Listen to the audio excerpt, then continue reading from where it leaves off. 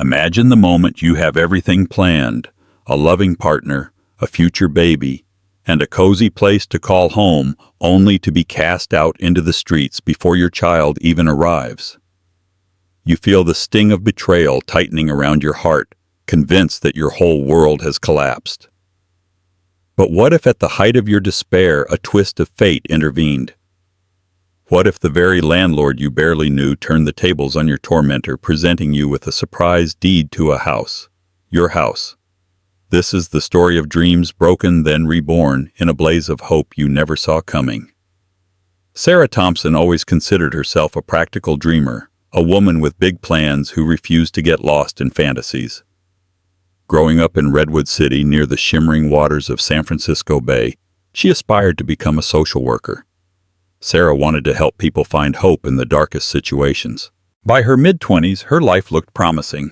She had recently finished her master's degree in social work, started an entry-level position at a local community center, and gotten engaged to the seemingly perfect Jacob Caldwell.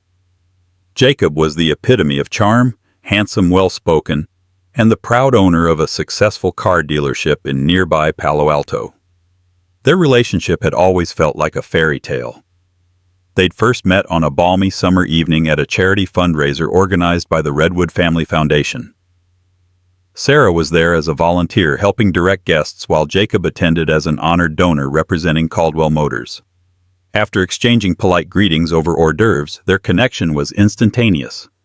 Over the following months, they bonded over philanthropic goals and the joy of discovering new local restaurants. Whenever Sarah had doubts about the big world, Jacob would reassure her with a confident smile, telling her that together we can handle anything. Within a year, Jacob had whisked Sarah away on a surprise trip to Lake Tahoe. That was where he proposed, dropping to one knee near the glimmering waters. Tears of joy streamed down Sarah's face. She felt like the luckiest woman alive.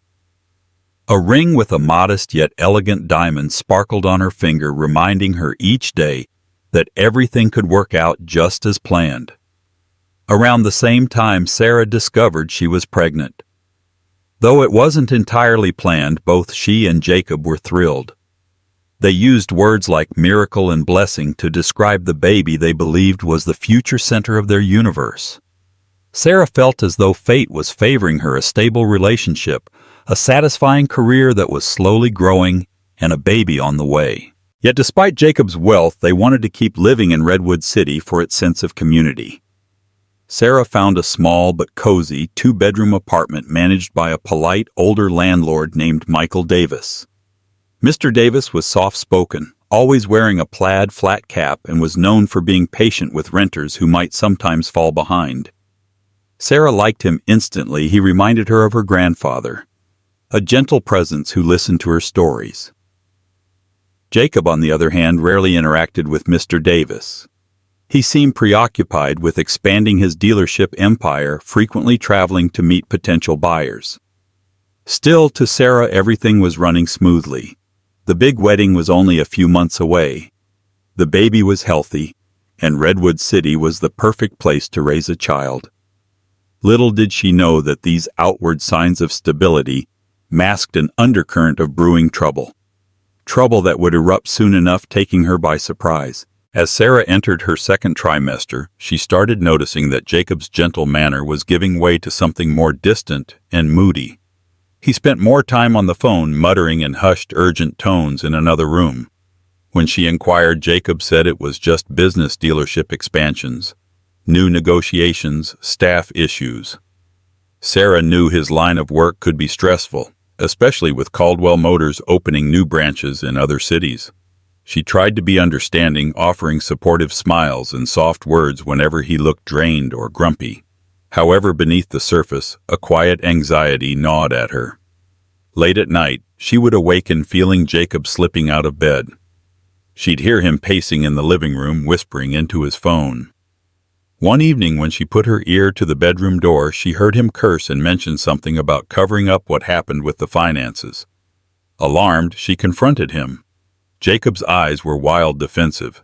He explained it away, insisting he was only dealing with a complicated staff theft incident. An employee had embezzled funds. He promised everything would be fine.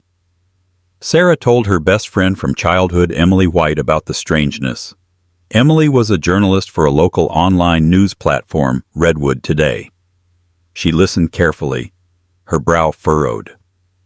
"I know you trust him," Emily said one afternoon over coffee, "but you're carrying his child.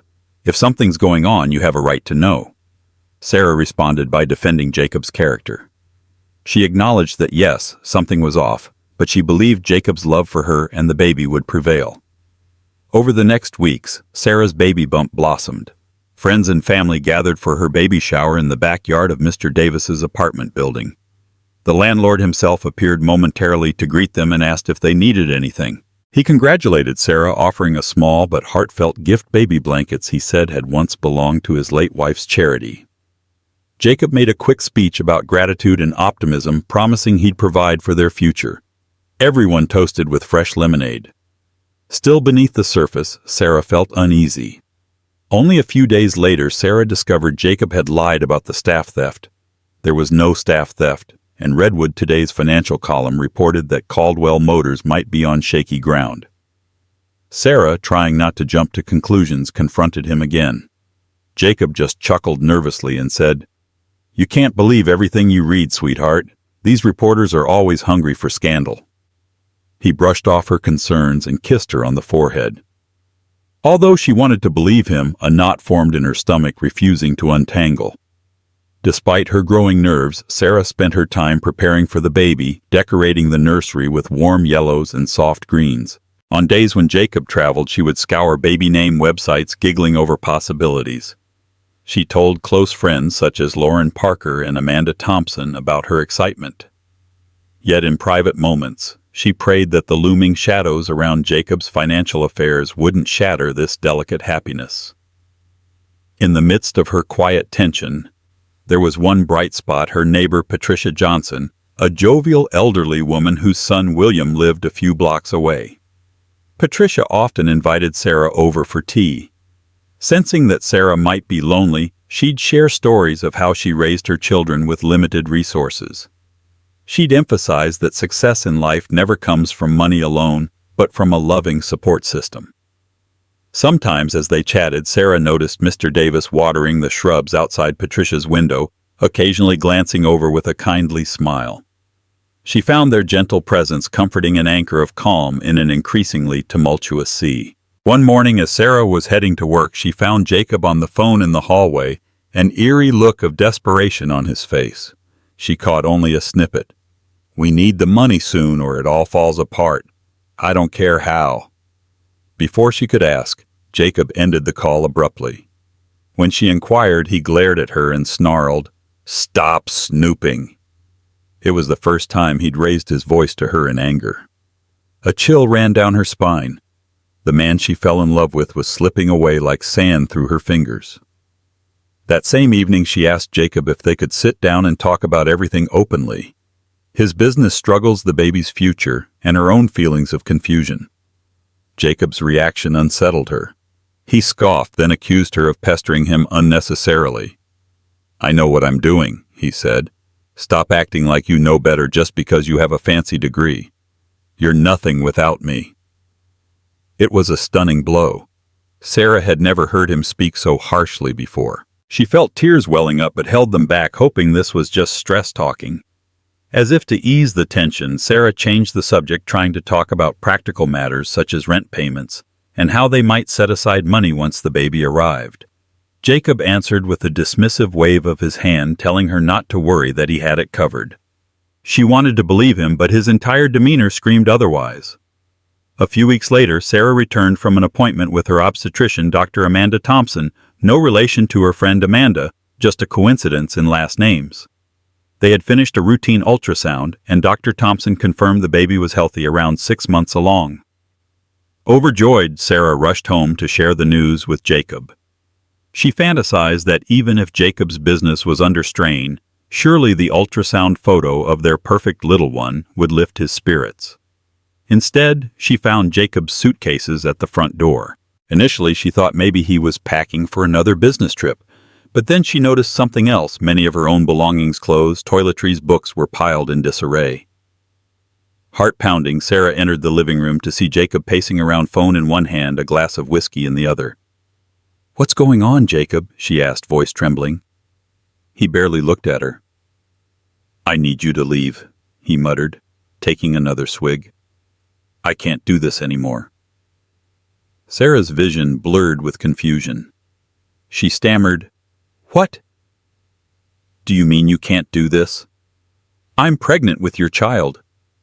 We're engaged. What is happening?"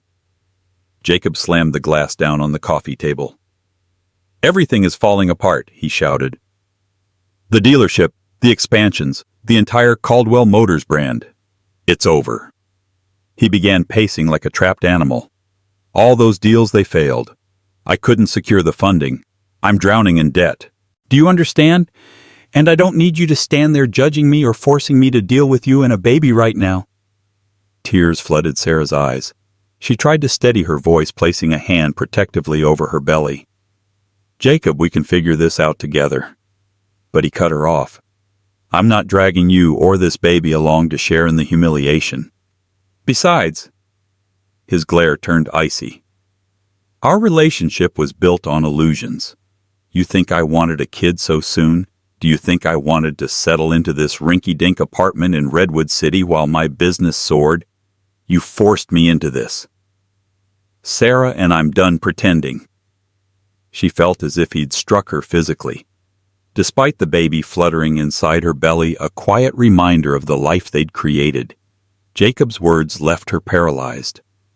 Sarah thought about fighting back, about demanding he stay, but she saw the emptiness in his eyes. The man she'd adored was gone, replaced by this stranger who seemed to resent her. "Please don't do this," she whispered, tears streaming down her cheeks. "We can salvage our family. I love you." But Jacob had become stone. "You can keep the ring," he spat. "But I want you out of this apartment, Sarah. You're not staying here on my dime." He shoved a set of keys into her hand. "There's a cheap motel a few blocks away. That should hold you over until you figure something out." Feeling her world crumble, Sarah barely managed to pack a few essentials. As she staggered outside, her face hot with tears, she nearly collided with Mr. Davis. He had a concerned expression, clearly noticing her swollen eyes and trembling form. Before she could utter a word, Jacob barked from the doorway. "She doesn't live here anymore. Make sure she's off the lease." Then he slammed the door shut. Mr. Davis gently placed a hand on her shoulder. "Are you all right, Miss Thompson?" he asked softly. Sarah shook her head, unable to speak. Though she wanted to collapse into sobs, she simply mustered the strength to walk away, her heart heavy with anguish. So began the darkest chapter in her life. For the next few days, Sarah found temporary refuge in the dingy motel that Jacob had so spitefully suggested. Every night she felt the sting of tears, recalling how only months ago they were planning a wedding. How had everything unraveled so quickly? On top of that, she was terrified for her baby. She worried that her stress would harm the child.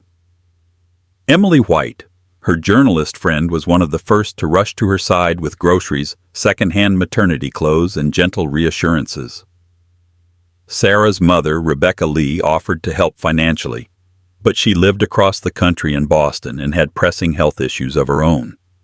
Sarah found it difficult to accept money from her mother, especially since her mother was on a fixed income. She tried to stand on her own feet, but the precariousness of her situation gnawed at her. At work, Sarah tried to maintain a semblance of normalcy, counseling families in crisis while her own life was in chaos. Her coworker Helen Patterson offered her a spare room in her small condominium in San Mateo, but Sarah felt uneasy imposing on a colleague.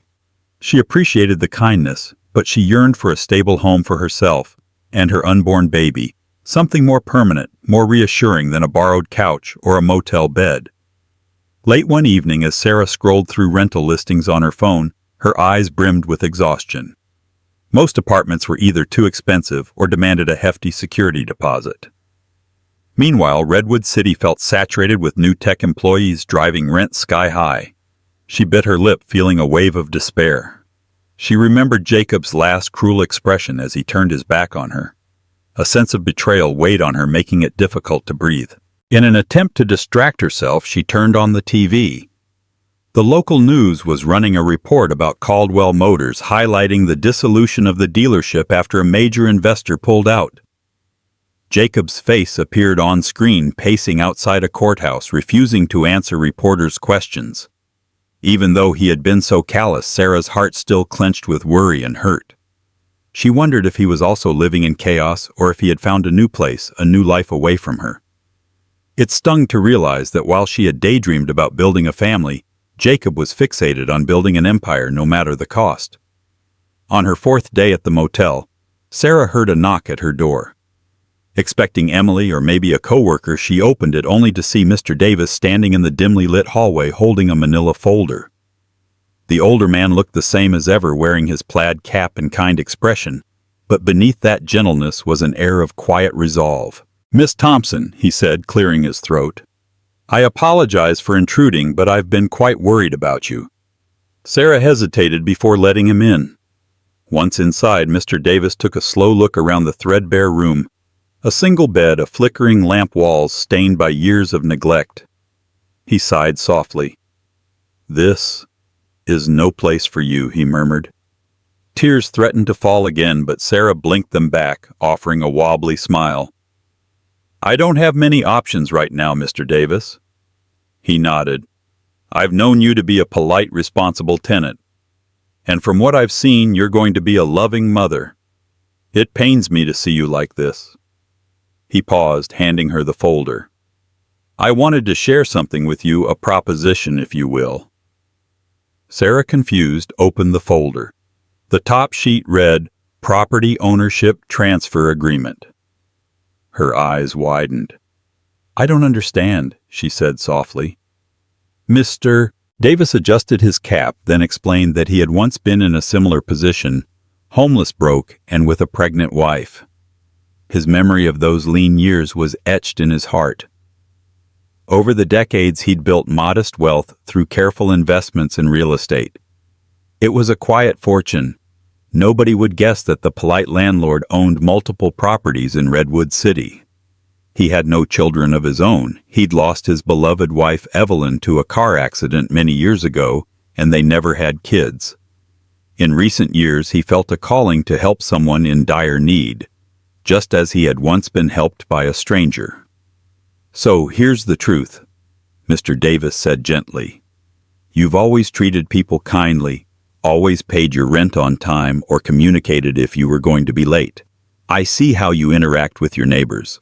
I also see how you've tried your best to do everything right, only for your fiancé to leave you in this predicament." He nodded toward the folder. "I own a small house across town. It's nothing fancy. 2 bedrooms, 1 bath, a cozy yard. I'd like to transfer it into your name." Sarah gasped, feeling her legs go weak. She had to sit on the edge of the bed to steady herself. You're giving me a house. Consider it a gift, or a charitable act. Call it whatever you want," he replied. "I'm getting on in years, and I've grown tired of seeing good, honest people fall through the cracks." He raised a hand as Sarah tried to protest. "No, please. I know you'll question this, but I want you to have a stable home for yourself and your child." Emotions crashed over Sarah. Gratitude, disbelief, awe. She thought about resisting his kindness, but the baby's well-being overshadowed her pride. Gently pressing her hand to her belly, she whispered, "I don't know how to thank you." Mr. Davis smiled. "Live a good life, Miss Thompson. That's all the thanks I need." He then rose, tipping his cap politely. "We'll need to file the proper paperwork, but I wanted to show you the documents. I'll be by tomorrow to bring you the key if you're willing to accept." Still in shock, Sarah nodded, tears spilling from her eyes. "Thank you," she managed to say, her voice quivering. It was the first bright ray of hope she'd experienced since Jacob threw her out. After Mr. Davis left, she clasped the folder to her chest and closed her eyes, uttering a soft prayer of gratitude.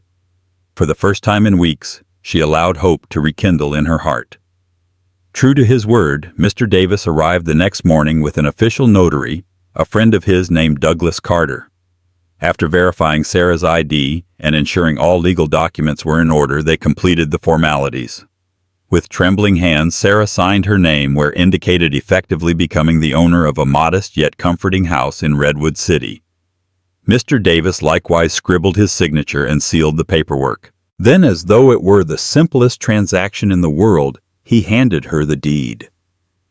Sarah could barely believe it, weeping tears of joy as she clutched the deed in her hands. There it was in black and white. She owned a house. Mr. Davis reminded her that property taxes, insurance, and maintenance would still be her responsibility, but he promised to help guide her.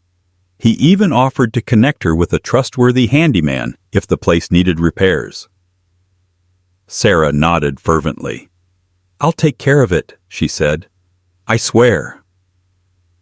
In a whirlwind of relief and exhilaration, Sarah and Emily hopped into Emily's hatchback and drove over to see the house.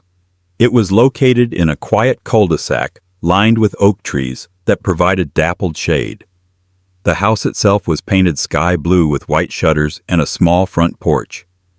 A wooden bench sat beneath the front window. The yard wasn't large, but it had room for a tiny vegetable garden and a swing set in the future. For Sarah, it was perfect. A peaceful haven where her baby could grow up safe and loved. Walking through the front door, Sarah felt an indescribable sense of belonging. Though slightly outdated, the kitchen had old laminate countertops. The hardwood floors were scuffed. She saw endless possibilities. A wave of gratitude and excitement rushed over her. Emily squealed in delight, opening closet doors, running water in the sink to check the pressure, poking her head into the dusty attic. "It's amazing, Sarah," she exclaimed. Sarah nodded, tears still welling in her eyes. She walked into the smaller bedroom, envisioning a crib by the window, pastel-colored paint on the walls, shelves filled with children's books. Placing her hand on her belly, she whispered, "You have a home now, little one, a real home." At that moment, she felt the baby move, a soft, reassuring flutter, reminding her that they would survive this.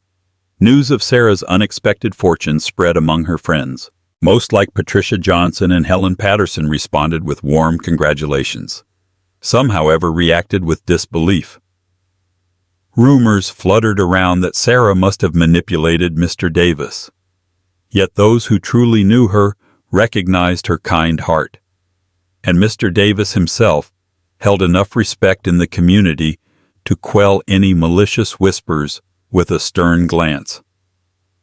One afternoon, as Sarah supervised a minor repair job with the help of Mr. Davis's recommended handyman, she heard a familiar voice calling her name outside. She turned to see Jacob leaning against his sleek black sedan, arms folded and face set in a mocking half-smile. Instantly, her stomach dropped. Sarah stepped outside, heart pounding.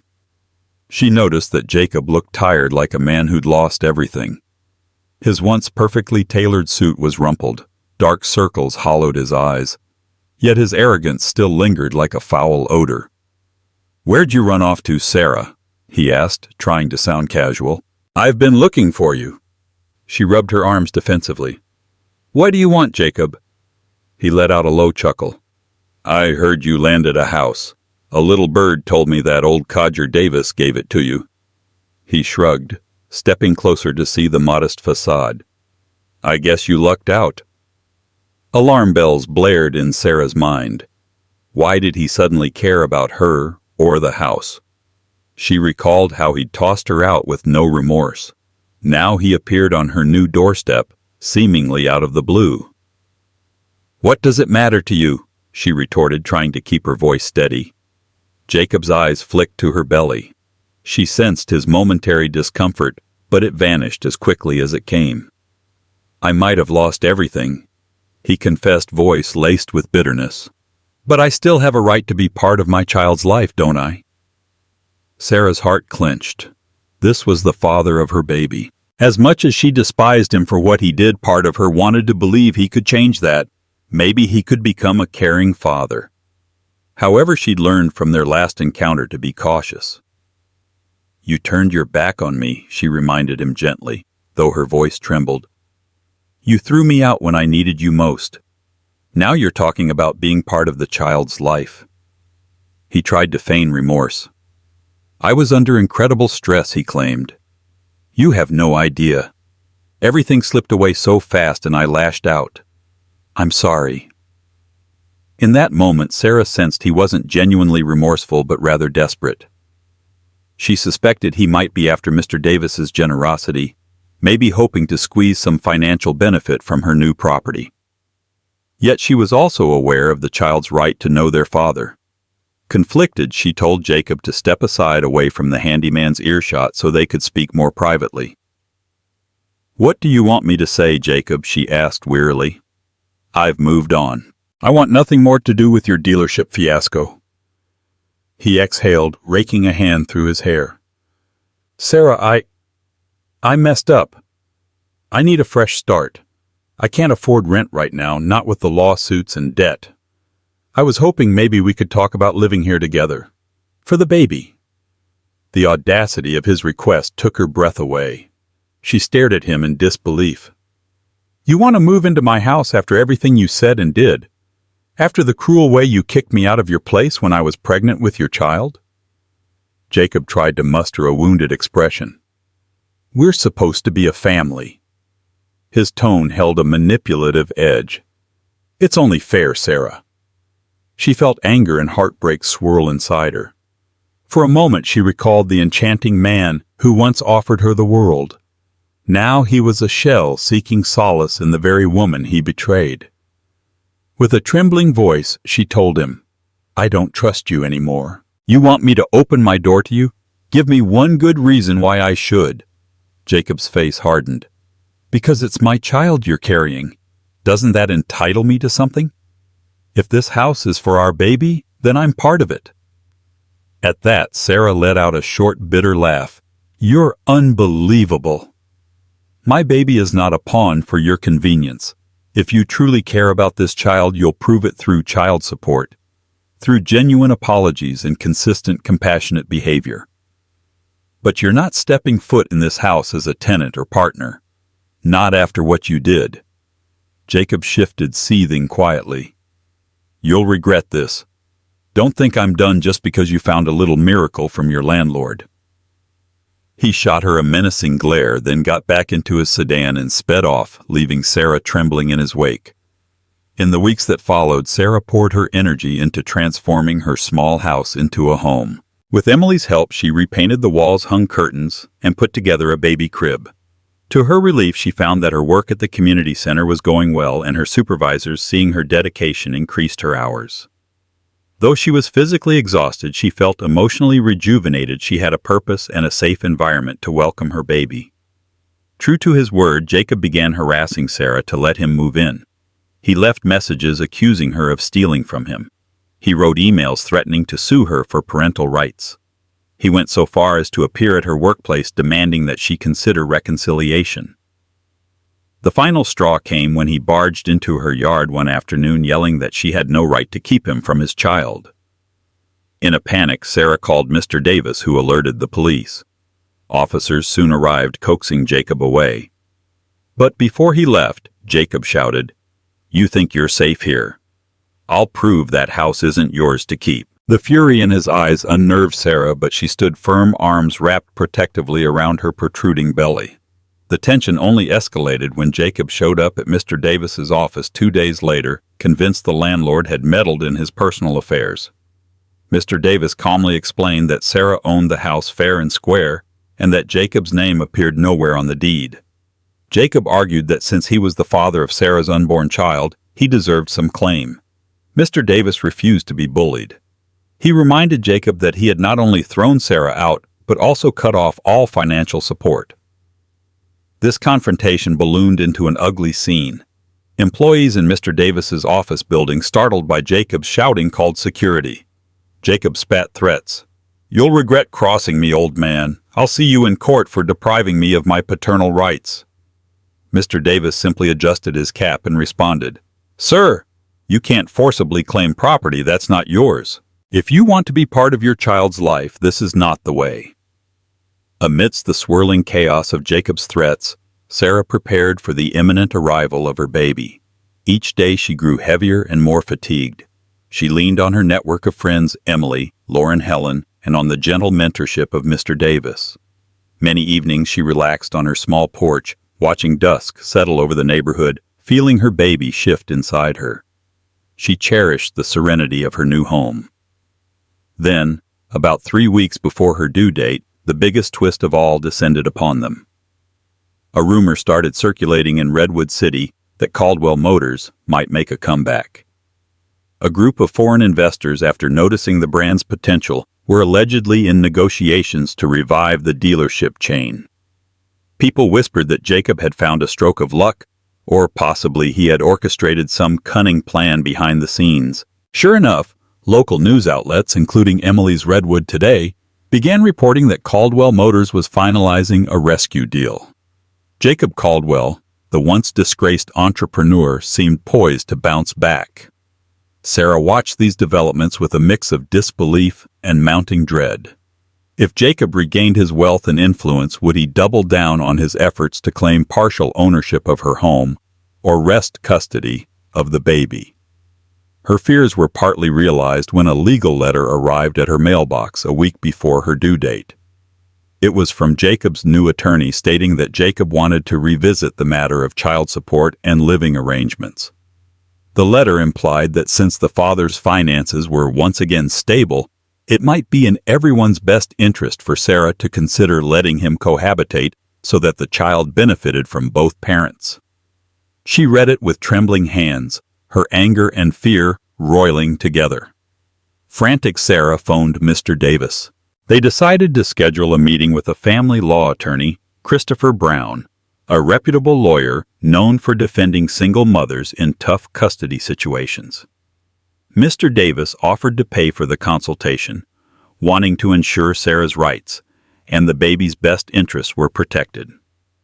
Sarah reluctantly agreed, feeling overwhelmed but grateful. During their first meeting, Christopher Brown laid out the legal realities. Jacob can request visitation or shared custody, he explained. But if he's proven unstable or poses a threat, you can also fight for sole custody. As for the house, it's your separate property given to you before the baby was born, and well after Jacob had forfeited any claim by kicking you out. Legally, he has no standing there. Sarah felt a measure of relief, but knew the battle might not be simple, especially if Jacob poured his resources into a legal fight. "I only want my baby to be safe," she whispered. Christopher nodded sympathetically. "I'll do everything I can to ensure that outcome." The final storms of drama intensified right around Sarah's due date. Jacob's new wave of aggression simmered in the background, but Sarah tried to block it out and focus on the birth. Late one night, she felt sharp cramps surging across her abdomen. Her water broke just as she stepped into the bathroom. Heart-hammering, she called Emily, who rushed over within minutes to drive her to Redwood City General Hospital. For 36 hours, Sarah endured labor pains. She gripped the hospital bed rails, sweat pouring down her face, while Emily and a nurse named Megan Caldwell, ironically sharing Jacob's last name but of no relation, offered calming words. Sarah felt a flood of anxiety, wondering if Jacob might burst in at any second, but he never appeared. Finally, near dawn, Sarah's baby girl arrived. Through tears of exhaustion and awe, Sarah held the tiny newborn against her chest, marveling at the miracle of life. She named her daughter Evelyn Grace Thompson, honoring Mr. Davis's late wife in a gesture of gratitude for everything he had done. For a moment, the world stood still as mother and child bonded in the warmth of the hospital room. A sense of overwhelming love washed over Sarah. In that instant, every tear shed, every heartbreak survived seemed to be worth it. She promised to protect Evelyn Grace at all costs. Word spread quickly, and soon a beaming Mr. Davis arrived with a bouquet of daffodils, Evelyn's favorite flower, he explained. Emily snapped photos of him cradling the baby while the nurse hovered nearby, smiling at the unlikely grandfather figure. Sarah felt her heart swell, reflecting on how life's twists and turns had led to this found family. Jacob, of course, didn't stay away for long. The day Sarah was discharged from the hospital, he ambushed her in the lobby. Emily rushed to Sarah's side, clutching baby Evelyn, while a nurse quickly called security. Jacob raised his hands in mock surrender. I just want to see my child, he said, voice quaking with what seemed like genuine emotion. Please. Seeing him so close, Sarah froze. She recalled the cruelty in his eyes. However, seeing him quake with nervous energy, a paternal impulse possibly stirring in him, softened her slightly. She nodded toward Emily, who loosened her protective grip. Carefully, Sarah held out Evelyn so Jacob could see her. His expression flickered with wonder, then something akin to remorse. He reached out gently, but Sarah held back. Just look for now, she whispered. I can't trust you to hold her yet. Jacob swallowed, his gaze fixed on the baby's face. She's perfect, he murmured. Then abruptly he straightened. Sarah, he began, trying for a confident tone. I want to do the right thing. Let me provide for you and the baby. Move in with me somewhere nicer than that old house Davis gave you. I can give you security. She stared at him in disbelief. Jacob, you're not listening. I have a home. Evelyn and I are safe there. If you want to be part of her life, you'll have to accept that the house is my property legally and morally. I won't let you manipulate me again. His face hardened, and for a fleeting second it looked like he might erupt, but the presence of hospital staff and security guards kept him in check. He settled for spitting out, "Don't come crying to me when you realize you can't handle everything alone." Security then escorted him away, and Sarah breathed a shaky sigh of relief. Despite Jacob's hostility, she felt an underlying sadness too. Once they were in love, once they planned a future. But now she had to accept the reality of who he'd become. Her priority was Evelyn's well-being, and she vowed never to let him disrupt their lives again. Over the next few months, Sarah juggled single motherhood with her job at the community center. She arranged for childcare with Emily, or occasionally with Patricia Johnson, who adored little Evelyn. Meanwhile, Christopher Brown guided her through the legal labyrinth of establishing custody, child support, and visitation rights. Jacob's attorney put up a fierce fight, claiming Jacob should have partial custody. However, the judge took note of Jacob's past negligence, financial instability, and abrasive conduct. To everyone's astonishment, an unexpected figure emerged as a key witness, Lauren Parker. She had once worked part-time at Caldwell Motors and had documented how Jacob had intentionally obscured his finances, even funneling money into personal offshore accounts. This had created a false image of desperation when he cast Sarah out. He had ironically weaponized that narrative to manipulate Sarah into leaving. Lauren's detailed affidavit corroborated Sarah's version of events, that Jacob's cruelty wasn't just a reaction to business stress, but a calculated move to free himself of liabilities. Faced with damning evidence, Jacob's attorney pressured him to settle. In the final arrangement, Sarah was granted primary custody, while Jacob could have supervised visitation rights once a month provided he attended a parenting program and underwent anger management therapy. Additionally, the judge mandated a formal child support order based on Jacob's newly recovered financial status, ensuring Evelyn would be taken care of in some measure. Sarah, while relieved by this outcome, felt a pang of sorrow at the fact that fatherhood had become a court-mandated arrangement for Jacob rather than a heartfelt commitment. The tension in the air was sharp enough to cut. It started with the unannounced knock on Sarah's front door. She had just finished feeding Evelyn and was swaying gently near the nursery window when the rapping startled her. Cradling her daughter, she peeked through the front curtains. Jacob. And he wasn't alone. A man in a tailored blazer stood beside him, holding a leather-bound folder and wearing the smug expression of someone who believed they already owned the place.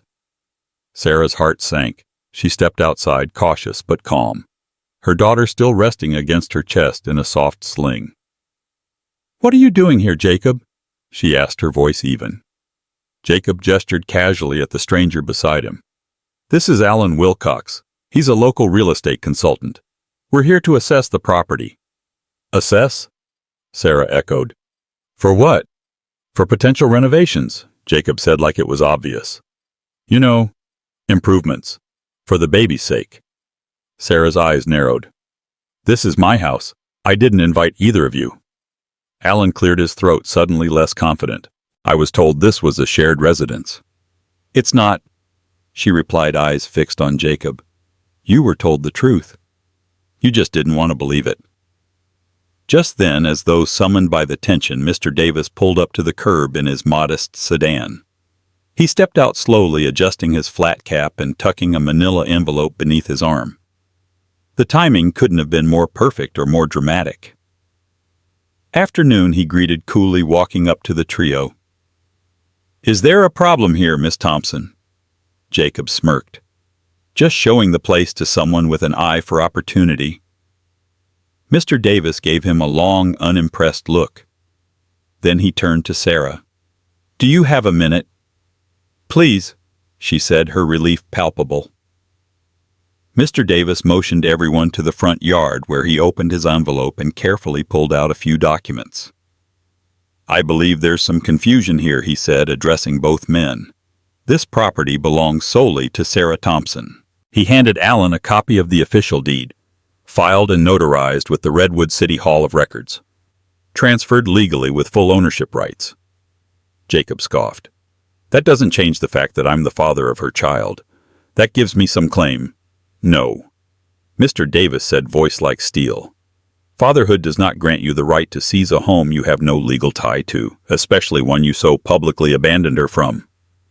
Jacob's face reddened, jaw tightening. Alan, now visibly uncomfortable, flipped through the papers. This appears to be entirely above board. I was misinformed." Without another word, he turned and made a swift retreat back to his car. Sarah stood still, holding Evelyn a little tighter. Mr. Davis turned to Jacob. "If you want to be a father, Jacob, no one is stopping you from trying to do it the right way, through support, through effort. But this barging in with paperwork and threats, this ends now." Jacob stared at them both, clearly defeated but unwilling to admit it. "You think you've won?" "I think my daughter deserves better than being treated like leverage," Sarah said softly. "And so does yours." With one last look, bitter and burning, Jacob turned, climbed into his car, and slammed the door shut. The tires squealed as he sped off down the street. As silence returned to the yard, Sarah let out a shaky breath. Mr. Davis placed a reassuring hand on her shoulder. "You did good." She smiled weakly.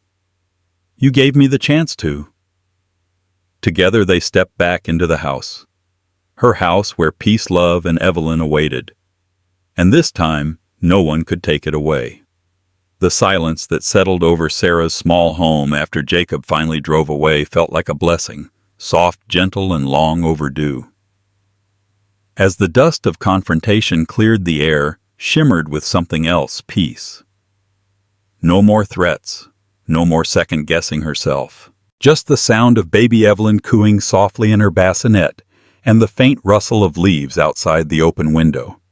Mr. Davis stood beside her on the front porch, hands folded behind his back, watching the last glint of Jacob's car vanish down the road. His eyes, always kind, held a quiet wisdom.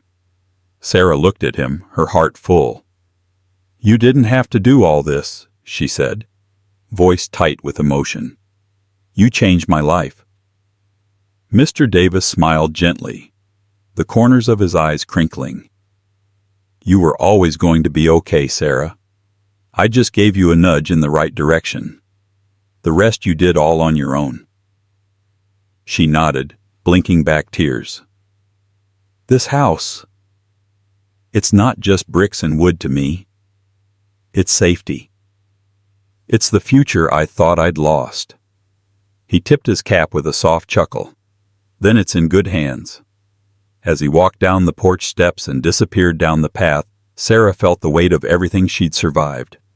The betrayal, the eviction, the fear of being alone while carrying a child.